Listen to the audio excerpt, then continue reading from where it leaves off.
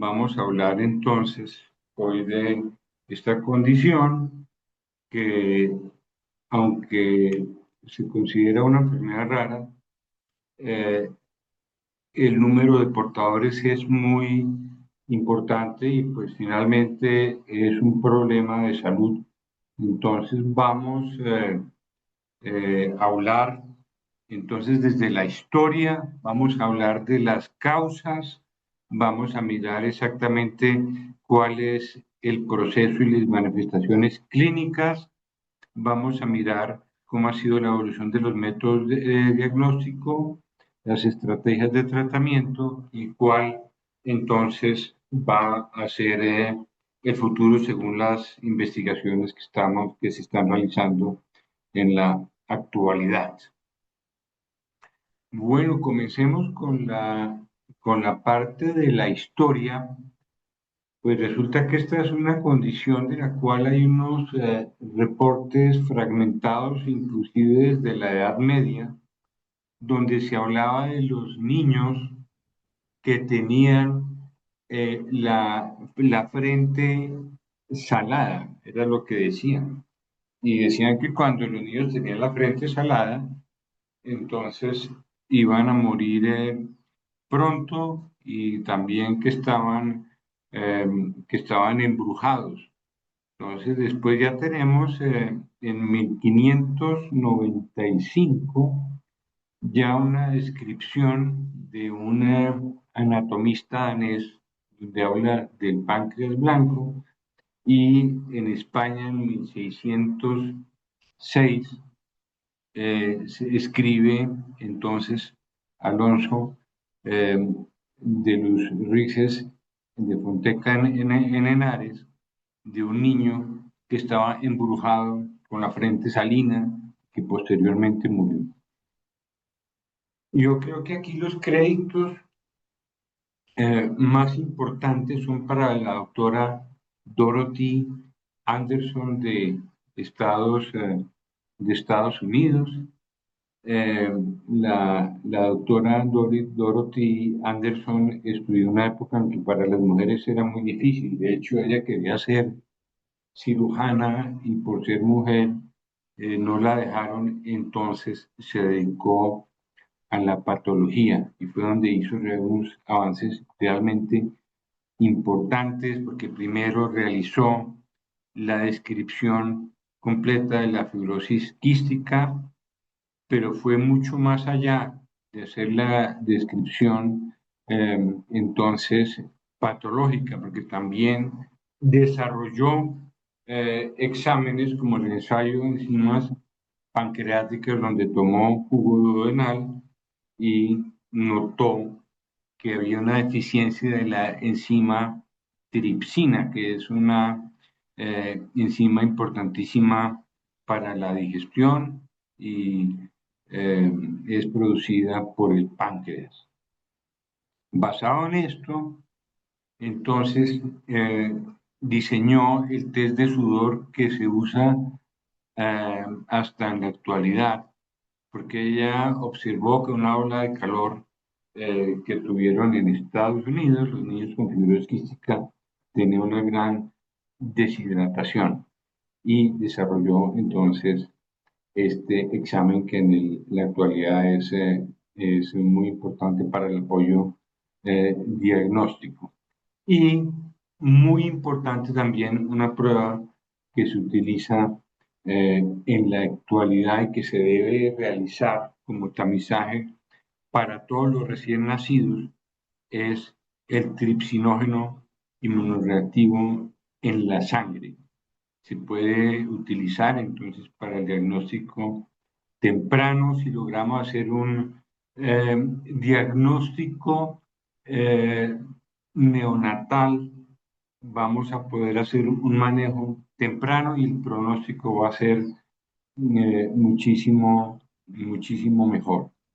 Bueno, y finalmente, en el 89 se clonó el gen. Hubo varios grupos participando en esto, unos grupos de Inglaterra, grupos de Estados Unidos, varias universidades, hasta que finalmente se logró encontrar el gen y eso nos abrió el camino no solamente para poder diagnosticar la enfermedad con mayor precisión, sino también para poder establecer estrategias terapéuticas. Bueno, entonces, ¿cuál es nuestro problema? Vamos a entender cuál era el problema aquí con este gen, el gen CFTR, que es, este gen codifica para una proteína que es un transportador de cloro que está presente en las membranas de la mucosa, tanto en la mucosa bronquial, en los pulmones, como también en los conductos pancreáticos y en algún grado también de los conductos del hígado. Bueno, entonces lo que sucede es que el transporte de cloro se vuelve entonces ineficiente y al no transportar el cloro, entonces el moco va a ser mucho más denso y esto nos va entonces a producir también infecciones, hay taponamiento de varios conductos y nos lleva a la enfermedad crónica y progresiva. Bueno, entonces nos afecta, como hemos venido mencionando, pulmones, páncreas, hígado, eh, intestinos indirectamente, porque al no tener entonces las enzimas pancreáticas va a haber unos problemas digestivos muy importantes, va a haber una mala absorción, puede también haber desnutrición y el sistema reproductor, especialmente en hombres, se ve afectado porque ahí puede haber entonces una falta de desarrollo del vas deferens y no hay entonces posibilidad de la conducción de los espermatozoides. Bueno, hay algunos efectos secundarios como lo que podemos ver aquí en la imagen donde tenemos los dedos en palillos de tambor que se produce generalmente como una reacción secundaria. Bueno, ahora vamos a la genética. Tenemos dos copias de cada gen, excepto en los sexuales. Cuando una de las copias está mutada, como lo que podemos ver aquí graficado como verde, si una sola copia está afectada, no pasa nada. La otra copia va a producir la proteína de manera normal y no va a producir ninguna sintomatología. Pero el problema está cuando uno de los hijos hereda la copia mutada de la madre, la copia mutada del padre, y de esa manera todos los canales de cloro van a estar afectados. Entonces el riesgo para una pareja de portadores es de 25% de tener hijos con la condición, o sea, uno de 4 más o menos, y tenemos que la mitad también van a ser portadores, pero normalmente no van a tener ninguna manifestación. Es una mutación que es relativamente frecuente en algunos países, pues realmente está presente en todo el mundo, pero por ejemplo estamos hablando de que en el norte de Europa una de cada 25 personas es portadora de la mutación. Luego, la probabilidad de que ambos padres sean portadores de la mutación es alta. Por lo tanto, hay varios sistemas de salud que ofrecen el diagnóstico de portadores de manera preconcepcional a toda la población, como un tamizaje. Bueno, y aquí abajo vemos entonces un árbol genealógico eh, relativamente típico. Vemos el cuadro que está coloreado, esa es la persona afectada. Los dos padres entonces serían portadores y en este caso el abuelo también sería portador. Hablemos un poco de las manifestaciones de los sistemas. Entonces, en cuanto a las respiratorias, tenemos que hay una obstrucción. Esa obstrucción nos va a atrapar bacterias, nos va a producir infecciones con mucha frecuencia. Entonces, vamos a tener neumonías, bronquitis crónicas, también problemas respiratorios mucho más frecuentes de lo que uno puede observar en general en la población y posteriormente vamos a tener un daño que va a ir hasta bronquiectasias, que son unas dilataciones por un daño entonces a nivel bronquial. En cuanto a las manifestaciones digestivas, si tenemos que los conductos del páncreas están obstruidos por moco, entonces vamos a tener una deficiencia de las enzimas pancreáticas para la digestión. Y sin las enzimas pancreáticas, entonces vamos a tener una mala absorción, por ejemplo, las proteínas no se van eh, eh, a poder procesar para poder ser digeridas y tenemos que también, al tener un daño del páncreas tan importante, posteriormente también se puede producir una diabetes.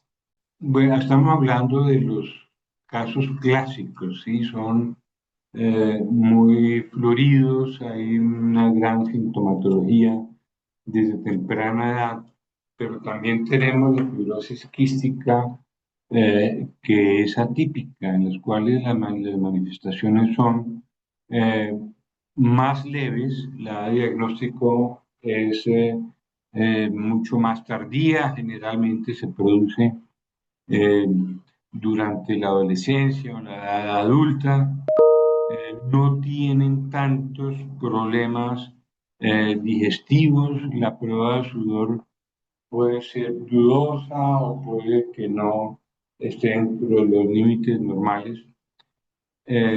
Entonces esto hace que el diagnóstico sea más difícil y tenemos en este caso que acudir a las pruebas de genética para poder entonces determinar si existe alguna mutación que nos esté produciendo entonces el cuadro.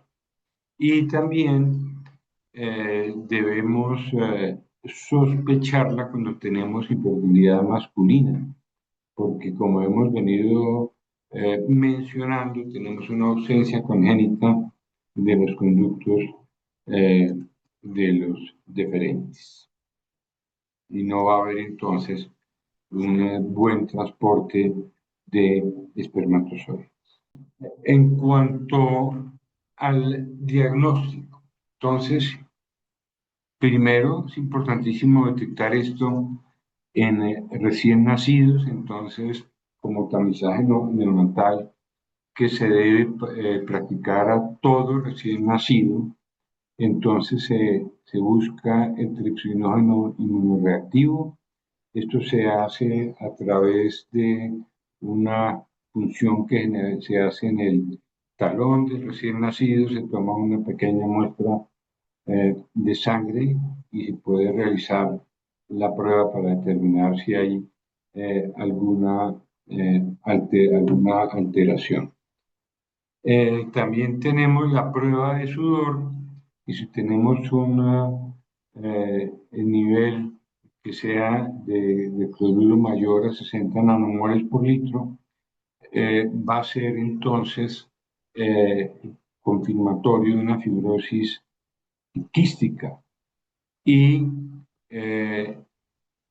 posteriormente podemos hacer el estudio genético como otra prueba confirmatoria pero además es muy importante porque cuando tenemos una alteración genética, el afectado no es solamente el paciente que tenemos en el consultorio, sino también debe haber muchos portadores en la familia. Entonces, la identificación nos permite hacer un manejo integral que sea mucho más apropiado. Bueno, entonces, ya en cuanto al diagnóstico molecular, la Asociación de Americana de Genética, entonces tiene un panel de 23 genes que se puede usar inclusive también eh, para tamizaje metabólico, pero en la actualidad tenemos pruebas que son más eficientes a través de secuenciación de nueva generación y pues también se ha ampliado de tal manera que algunas mutaciones que en una época eran difíciles de encontrar se pueden entonces eh, se pueden hallar en, por ejemplo, las regiones del promotor o regiones intrónicas y también el conocimiento de todas las mutaciones que tenemos en la actualidad en bases de datos nos ha permitido tener un diagnóstico molecular que sea mucho más preciso. Bueno, entonces hablemos del tratamiento. Eso debe ser un tratamiento interdisciplinario. Necesitamos de la terapia respiratoria, que esto debe ser permanente, los medicamentos inhalados mucolíticos como la Ornasa alfa o en su defecto la solución salina, nos puede ayudar muchísimo para evitar que el moco quede en los conductos y se pueda producir entonces la infección, el manejo de antibióticos para cuando tenemos infecciones crónicas y desde hace algún tiempo tenemos ya medicamentos que son moduladores del gen de la CFTR que nos van a corregir hasta algún grado los defectos de eh, la proteína entonces que es defectuosa. El pronóstico ha mejorado considerablemente. Estamos hablando de que en los años finales de los 80 hablábamos de que los pacientes con fibrosis quística difícilmente sobrevivían a los 15 años, pero gracias a todos estos manejos y también con los nuevos medicamentos, ya tenemos esperanzas de vida que están sobrepasando entonces los 50 años. Tenemos también la importancia del soporte nutricional, porque como hemos mencionado, las enzimas eh, pancreáticas pueden ser deficientes, entonces pueden eh, tomar y también las vitaminas liposolubles con una dieta alta en calorías, grasas y también sal. Cuando el daño es ya muy importante, entonces tenemos también la opción de el trasplante de pulmón, que pues nos ha ayudado muchísimo. Bueno, tenemos entonces, para mirar aquí en mayor detalle, los medicamentos actuales, los moduladores de la CFTR de la fibrosis quística, nos ayudan a mejorar entonces la función y son especialmente útiles en la mutación delta F508, que es la mutación más frecuente en la mayor parte del mundo. Resulta que si en este caso, si esta proteína pudiera, en la célula, pudiera llegar a su destino, desde el retículo endoplásmico hasta la membrana, la proteína podría funcionar, pero tiene un pequeño efecto que hace que un sistema de control interno de la célula entonces la destruya, entonces es insuficiente la proteína que puede llegar a su destino funcional. Entonces, estos medicamentos de esta generación, como el Ivacaftor, la mezcla de varios de estos medicamentos, como podemos ver en el Trikafta, nos va a mejorar el poder llevar esta proteína entonces a la membrana de la célula y poder mejorar la función de los canales de cloro. Y se han venido, diferentes casas han venido entonces desarrollando medicamentos con una función que puede ser similar y nos mejoran el pronóstico de una manera sustancial. El sueño, la terapia génica. Si el daño está en el ADN, pues lo ideal sería poder intervenir directamente en el ADN. La fibrosis quística ha sido un blanco para todas las investigaciones. Estamos hablando desde finales de los años 90 ya se venían desarrollando estrategias de terapia génica. Entonces, ¿qué se hacía? Se producía un gen sano, se encapsulaba en unas microgotas de lípido y se daban entonces como un spray que el paciente aspiraba para que llegara al pulmón. Hay otras estrategias, por ejemplo, como poder introducir el gen en un adenovirus para que lo llevara el adenovirus también al pulmón. Y de esta manera hay un sinnúmero de estrategias que se han usado como de manera experimental. Pero la verdad han pasado ya muchos años, estamos llegando a los 30 años y en este momento todavía no se ha logrado una buena estrategia de terapia génica, pero probablemente en algún futuro podamos tenerlo y que sea determinante en la mejoría y en el pronóstico para los pacientes.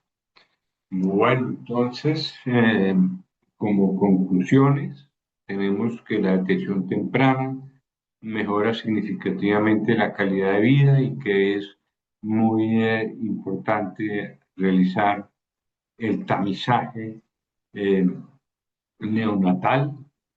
Tenemos que los nuevos medicamentos y las nuevas estrategias han mejorado sustancialmente la esperanza de vida de los pacientes y que el enfoque debe ser multidisciplinario. Bueno, muchas gracias.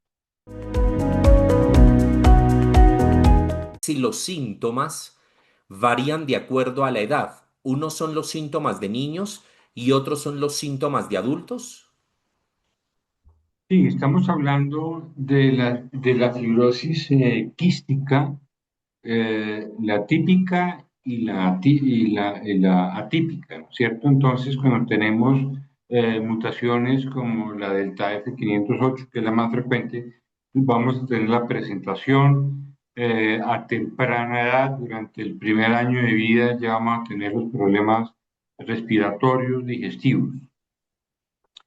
Pero la típica cuando son mutaciones que tienen una severidad menor, van a tener una presentación que puede ser inclusive hasta en la edad adulta, pero va a ser generalmente mucho más leve o puede presentarse solamente la alteración en uno de los sistemas. Puede ser, por ejemplo, o respiratorio o digestivo, o puede ser también un problema de fertilidad según el tipo de mutación que podamos presentar. Doctor, pero es normal encontrar o diagnosticar la enfermedad en personas adultas porque uno imaginaría que las crisis se vienen cuando están pequeños, porque seguramente el sistema de defensas del cuerpo se está desarrollando y los niños pues son muy permeables a cualquier situación de estas. ¿Es normal el diagnóstico en una persona de 18, 20, 30 años? Es mucho más raro, y es que adicionalmente el diagnóstico es mucho más difícil, porque por ejemplo, pruebas clásicas como la prueba del sudor pueden ser inclusive normales o estar en el límite. Así que no puede uno decir, francamente, esta prueba de sudor está alterada.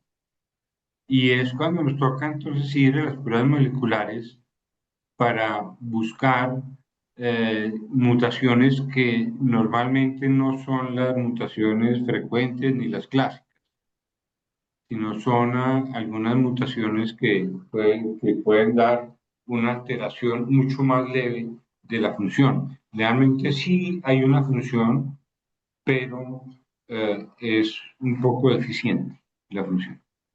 A diferencia Perfecto. de otras mutaciones de presentación en la infancia donde la función está severamente comprometida. Usted nos explicaba ahora el tema de los genes. Normalmente es una enfermedad genética que viene siendo transportada desde los padres y heredada por los hijos, pero se pueden presentar casos. La semana pasada hacía una entrevista sobre una enfermedad genética donde ni el papá ni la mamá tenían el gen y le decía el especialista a la persona que entrevisté que era muy raro ver que cuando no hay antecedentes el gen se dañe y termine la persona desarrollando una enfermedad de estas características. En el caso de la fibrosis quística, ¿se puede dar este ejemplo o definitivamente no? Estamos hablando de dos tipos diferentes de enfermedades genéticas. ¿Sí? Cuando estamos hablando de una autosómica dominante, como en el caso de la semana anterior, si solo con una de las dos copias afectadas se manifiesta la enfermedad. Entonces, es factible que, que en casos, por ejemplo, como la acondroplasia, que es la condición en la cual hay una baja talla, o cuando estamos hablando de alteraciones eh, eh, como, que pueden ser como las alteraciones óseas que que se estuvieron mencionando. Entonces, si es una sola mutación, puede presentarse que los padres sean sanos. Pero cuando se necesitan dos mutaciones, es mucho más improbable que los padres no sean portadores. Ok, Sí, perfecto. entonces, en las recesivas, eh, lo probable es que tengamos alteración en los dos padres como portadores. Perfecto, doctor. La señora Marlene nos está preguntando, dice ella, ¿los pacientes con FQ pueden tener hijos? ¿Y qué probabilidad tienen los hijos de pacientes con FQ de tener o de portar dicha enfermedad? Pues tendríamos que, por ejemplo, en el caso de los hombres, generalmente hay problemas de fertilidad en las mujeres también se pueden ver parcialmente afectadas, pero pues tendríamos entonces que acudir a otras estrategias como fertilización in vitro, eh, o alguna variante. Eh, si tenemos que uno de los, tenemos uno de los miembros de la pareja afectado y el otro no, la probabilidad eh, de que el hijo salga afectado es prácticamente cero. ¿Sí? Correcto. En el caso de que los dos estuvieran afectados y que se lograra mediante alguna estrategia de fertilización in vitro, eh, entonces la probabilidad sería de 100%, si los dos están afectados de fibrosis quística. Perfecto. Doctor, Andrea Duarte González pregunta, fisiológicamente, ¿por qué cuando se suspende el modulador aumentan los síntomas?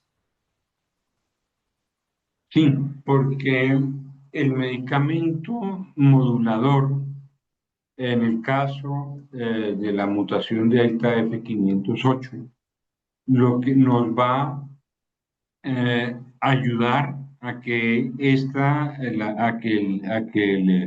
la proteína del transportador de cloro llegue entonces a la membrana, mejore la conducción del cloro y el moco se vuelve menos espeso, mucho más líquido, más eficiente. No hay obstrucción. Si se suspende, entonces nuevamente vamos a volver a tener un moco espeso, se van a acumular partículas, se van a acumular microorganismos y van a venir las infecciones. Perfecto. Quiero saludar a la señora Inés Gáfaro Morantes. Está desde la ciudad de Cúcuta, en el departamento de Norte de Santander. A través de Facebook también nos están haciendo otra pregunta. Soy Luis Carlos Vigoya. Quisiera saber, ¿el chaleco percutor lo puede obtener un niño de 5 años? Estamos hablando del mecanismo para hacer la prueba de el sudor, sí se puede utilizar. Perfecto. Doctor, ¿cuándo se considera que el paciente es apto o que reúne las características para hablar que puede ir a un trasplante de pulmón? Cuando la función pulmonar ya se ve severamente afectada, cuando la calidad de vida del paciente está severamente comprometida, entonces pues entra en el programa de trasplantes, pero pues obviamente esto tiene también un proceso que es largo y que puede ser también un poco difícil para poder encontrar entonces el donante apropiado. Y es muy complicado encontrar un donante apropiado porque tengo entendido que se tiene que jugar con el tamaño del pulmón más la capacidad torácica de la persona que va a recibir ese pulmón. Sí, y también tenemos que tener en consideración aspectos inmunológicos.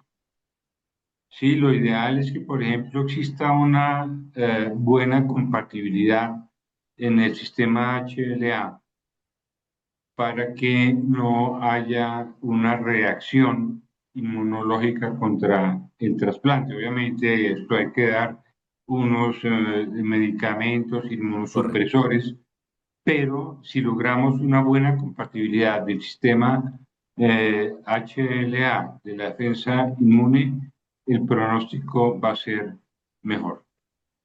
Pensaría uno, yo no soy médico, soy comunicador social y soy periodista, pero pensaría uno que cuando hay un trasplante bipulmonar y hay una reacción positiva del cuerpo, es decir, el cuerpo lo asume por naturaleza y la intervención es un éxito y después de la cirugía es un éxito, asumiría uno o entendería que al cambiar todo ese sistema pulmonar y respiratorio, automáticamente ya no existe la enfermedad como tal o se puede desarrollar la enfermedad con el paso de los años. Si se hace el trasplante y si se logra superar los problemas de rechazo, eh, ese pulmón va a ser sano para el resto del tiempo en que tenga la función, porque esas células de ese pulmón van a estar produciendo la proteína normal con su función completa. Entonces, si se logra evitar el rechazo y se logran superar los problemas técnicos del procedimiento quirúrgico, este va a ser un tratamiento que va a durar durante un largo tiempo. Pero en ese caso, doctor, la persona que ha recibido el trasplante bipulmonar tiene que seguir tomando medicamentos de por vida o la ingesta de medicamentos termina. Le pueden ayudar para la función pancreática. Ah, ok. Sí, porque de todas maneras podemos tener los problemas digestivos que están en segundo plano después de los pulmonares, pero también hay que tenerlos en consideración, porque fuera de los problemas nutricionales que se puede tener, aquí podemos ir a una falla pancreática mucho más severa que también nos puede llevar a una diabetes. Entonces, lo Perfecto. ideal es mantener también los conductos pancreáticos y biliares, porque también puede haber problema de hígado, poderlos tener con la mejor función posible. Entonces, sí debe continuar con el manejo del medicamento, que es normalmente una toma oral cada 12 horas. ¿No? Que pues, es algo que se puede, pues, es costoso, pero se puede administrar de una manera relativamente fácil. Entenderá usted, doctor, que este es un tema que llama muchísimo la atención. Elsa Bardales le está haciendo un reconocimiento a usted, está indicando que es una excelente ponencia la que usted nos está o la que acabó de dar. Y también hay muchas preguntas. Adriana Torres pregunta por el caso de un niño de 6 años. El niño de 6 años toma Trikafta, pero pregunta ella, ¿qué tanto se puede retroceder en el tiempo o qué tantas repercusiones negativas puede tener si se suspende el tratamiento en un niño de 6 años? Si tenemos un diagnóstico claro, definitivo de una fibrosis quística, el Trikafta le va a ayudar de una manera sustancial y si lo suspende, va a regresar a tener los problemas del moco espeso, de las infecciones pulmonares, de los problemas también del páncreas. Perfecto. Eh, Me devuelvo a una pregunta que ya había formulado, pero pues me parece que es interesante. Normalmente muchos pacientes hacen lo que me están preguntando acá. Me están diciendo, venga, ¿y qué pasa cuando uno toma el modulador, pero no todos los días, sino que lo hace día de por medio? Y me parece que esta pregunta es muy ajustada a la entrega de los medicamentos, entendiendo que no es una entrega oportuna y que los pacientes tienen que tratar de, no sé si de hacer rendir el medicamento para evitar dejarlo de tomar por 1 o 2 semanas de manera consecutiva. ¿Qué pasa en el caso que se toma día de por medio y no todos los días? No, no es lo ideal. O sea, cuando se desarrolla un medicamento, parte del proceso es determinar cuál es la dosis efectiva. Pero pues si estamos hablando de casos extremos ya de la realidad, donde el suministro del medicamento se ha limitado, si es algo ocasional, normalmente no tiene problemas, ¿no? Eh, Perfecto. pero lo mejor para los mejores resultados se debe tomar entonces el medicamento a diario, lo posible, tratar de no interrumpirlo a menos que sea un problema ya de fuerza mayor. La señora Claudia está preguntando, doctor, ¿qué tan cerca estamos de la terapia génica en Colombia? Es que el problema es que en el mundo tampoco estamos muy bien, Ah, ¿sí? En este momento no se considera la terapia génica como una alternativa que pueda ser mejor o que pueda complementar el manejo actual. O sea, es importantísimo mantener al paciente hidratado, que esté haciendo las inhalaciones con la dornasa, eh, que esté tomando sus medicamentos para que el moco sea más fluido. Eh, Esto no se ha podido superar con la terapia génica. Básicamente, la dificultad consiste en los vectores. Los vectores son aquellos medios mediante los cuales se lleva el gen a la célula donde debe completar, debe tener su función. Entonces, ¿qué estrategias tenemos? Uno, eh, tenemos unas micropartículas de lípido, ¿no? Que encapsulan al gen y al tener un spray que el paciente aspira, en principio llega a las células y puede llevar el gen. El problema es que esto dura muy poquito tiempo. Ok.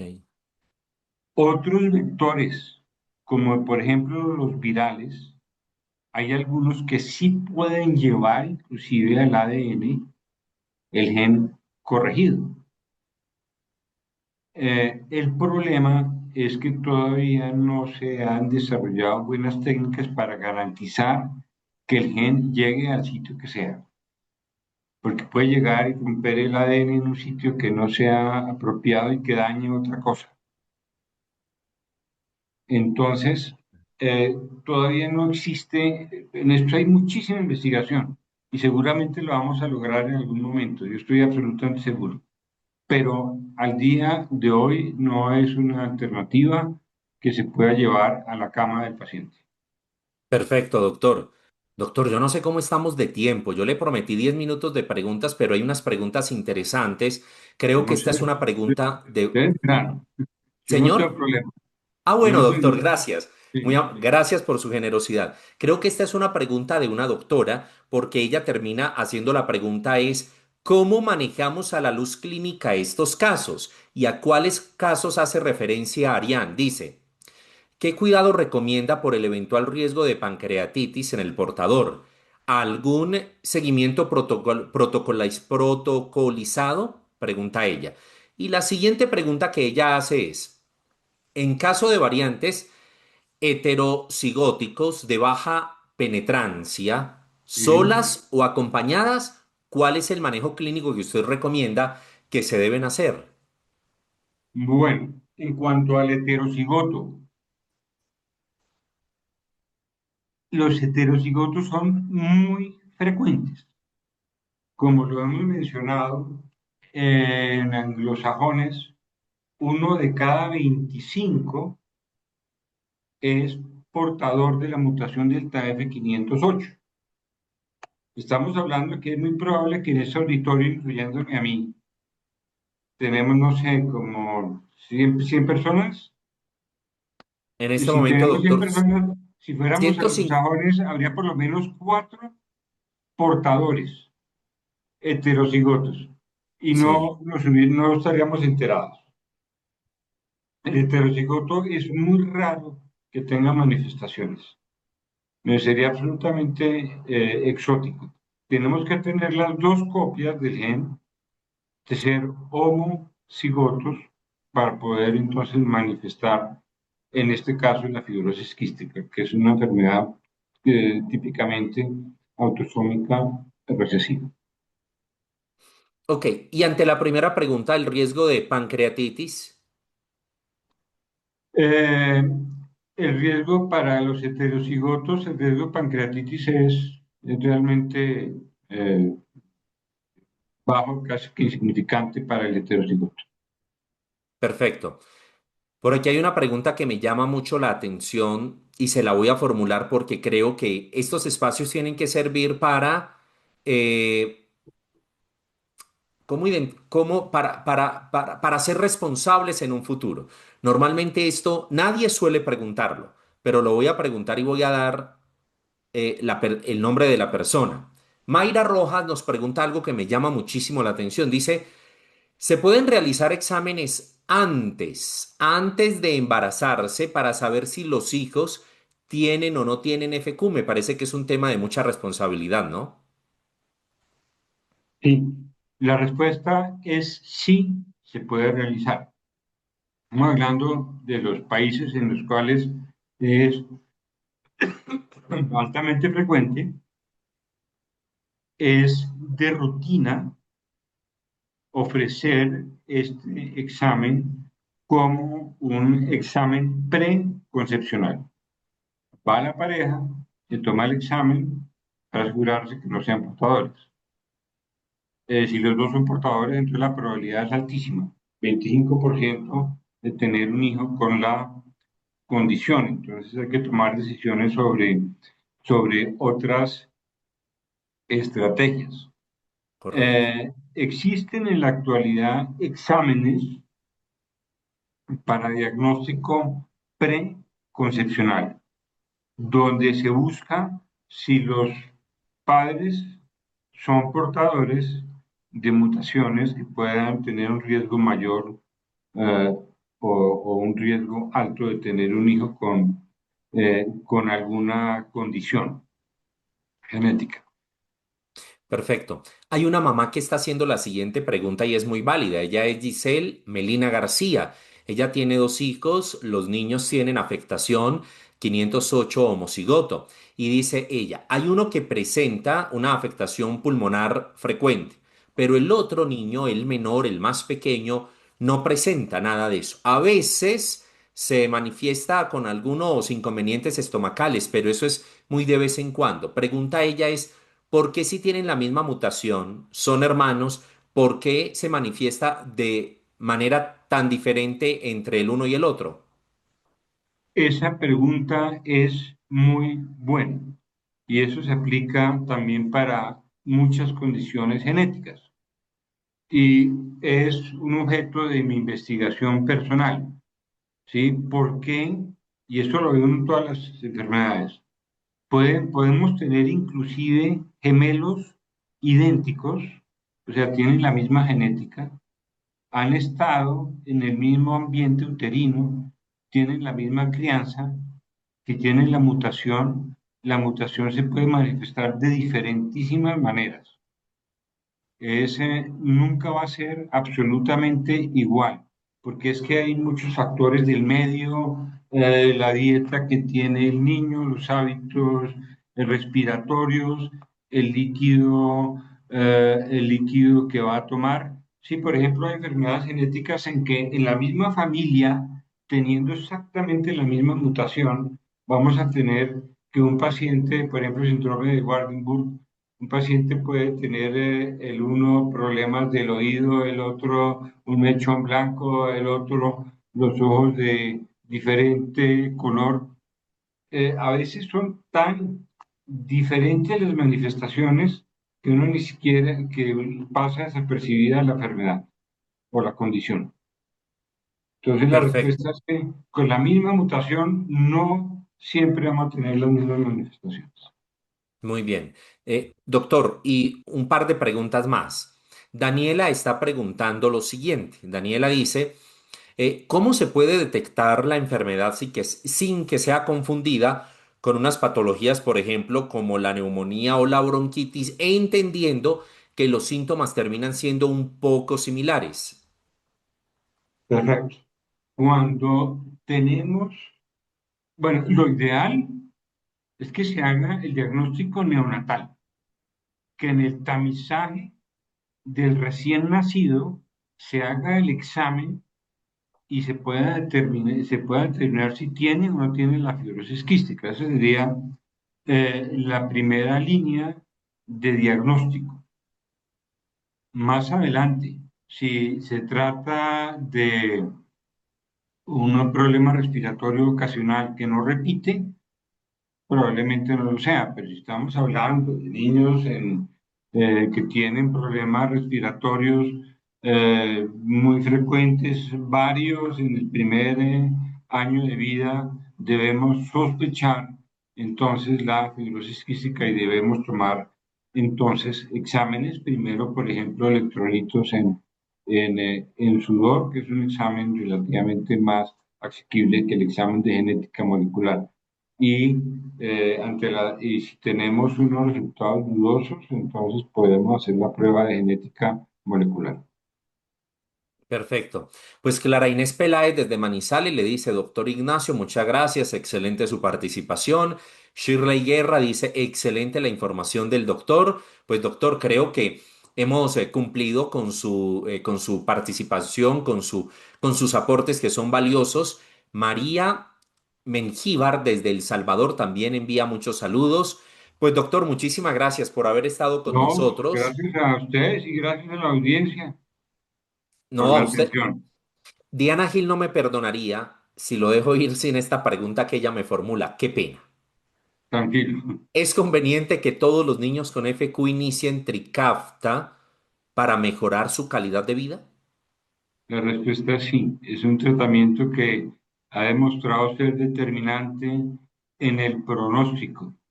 Y con todos estos tratamientos hemos visto que la esperanza de vida ha mejorado sustancialmente y que probablemente tratados de una manera adecuada vayan a tener una larga vida y relativamente sanos. Bueno, doctor, ay, doctor, no sé qué voy a hacer con usted porque Shirley Guerra me dice yo. Voy a formular la pregunta, no la he leído, apenas la voy a leer, pero dice textualmente, mi niño que es FQ atípico sin genotipo definido y toda su clínica hace pensar tener alguna de las mutaciones, le sale positivo el Gibson de sudor y el genético sale que no, descarta ni confirma. Aún así, ha tenido toda la clínica pulmonar y gástrica. Ha sido nuestra duda. Textualmente, la verdad no entiendo la pregunta, pero usted de pronto sí la puede comprender un poco. Sí, yo lo entiendo. O sea, tiene la clínica, tiene problemas respiratorios, tiene los problemas entonces eh, pancreáticos, tiene también los electrolitos en sudor. No se ha podido realizar la confirmación genética. ¿Correcto? Esto es frecuente.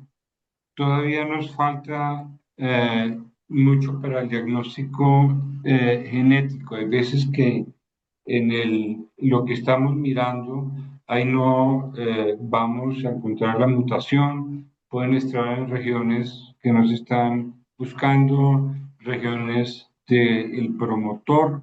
Puede haber también sitios o otras interacciones de genes. Entonces, si tenemos la clínica, si tenemos electrolitos eh, en sudor y en la prueba genética no se puede encontrar la mutación, se debe entonces hacer el manejo como si, eh, eh, el manejo considerando que sí tiene la fibrosis quística. ¿Y en qué momento puede esperar la señora que en el tema genético se confirme o se Sí, descarte totalmente la eh, presencia de la enfermedad? sí, es necesario revisar con precisión qué prueba genética se realizó, porque es que hay, por ejemplo, pruebas genéticas en que miran solamente delta F508, una. Hay unas en que miran 24, 36 sitios específicos, ¿no? Hay que ver hace cuánto se lo hicieron, porque en la actualidad tenemos ya unos sistemas de secuenciación que van a leer mucho más, que tenemos más información de qué mutaciones sí producen la enfermedad y cuáles no. Y además estamos en este momento mirando algunas regiones que antes no se estudiaban, como por ejemplo los intrones o los promotores que están distantes al gene, sí, pero que pueden producir entonces algunas alteraciones en la producción de la proteína. Perfecto. Pues doctor, muchísimas gracias, muy amable por su No, participación y por estar con nosotros. no a ustedes por la invitación.